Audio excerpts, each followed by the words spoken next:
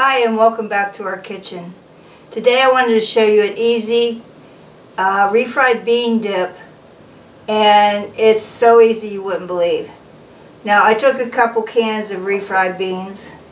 These are Spanish La Castilla that I found in the international aisle. I'm proud of myself for saying that. I hope I didn't pronounce it wrong.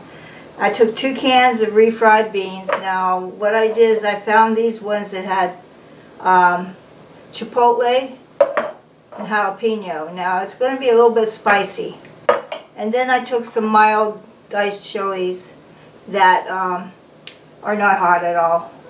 They're almost like a green bell pepper. So anyhow, I warmed them up on the stove and in a pan because I do not like to put them in the microwave. They get all crusty around the edges and they pop and all that stuff. So I always heat my refried beans up in the pan because of course when you get them out of here they look like the can. You got to soften them up a little bit. And what I did in here is I took some cilantro and a teaspoon of cumin, half a teaspoon of coriander.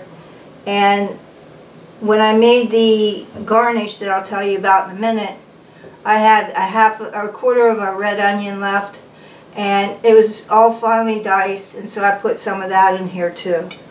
And this is really like a favorite of ours. It's non-dairy, non-gluten, and what I do is I just take a regular pie pan, or you could take an 8-inch cake pan if you want. And I had this on low on the burner on the stove. As long as you stir them every once in a while and you have it on really low, it'll be sitting there waiting for you to make it.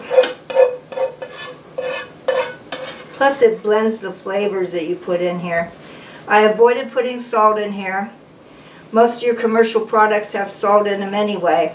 So of course the secret I've taught you all is when it's done to taste it. I've already done that. And simply I took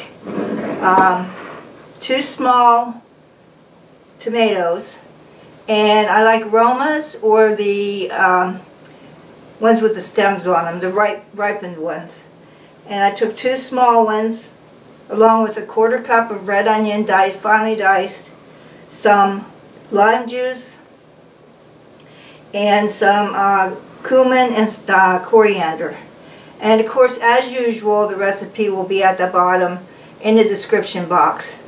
Now, I haven't seen many of you lately, so if you come back in and you would please subscribe and push that like button, and I'd really appreciate it. So what I'm going to do is I'm going to take this. You can garnish this any way you want. Get out a jar of your regular salsa out of the refrigerator and put it on here. There's no boundaries when it comes to this. And I kind of put that all over the place on the top.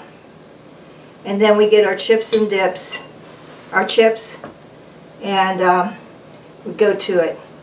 And that could be dinner if you want, if you like to eat all those beans. Glad you joined me, and I'll see you next time. Bye.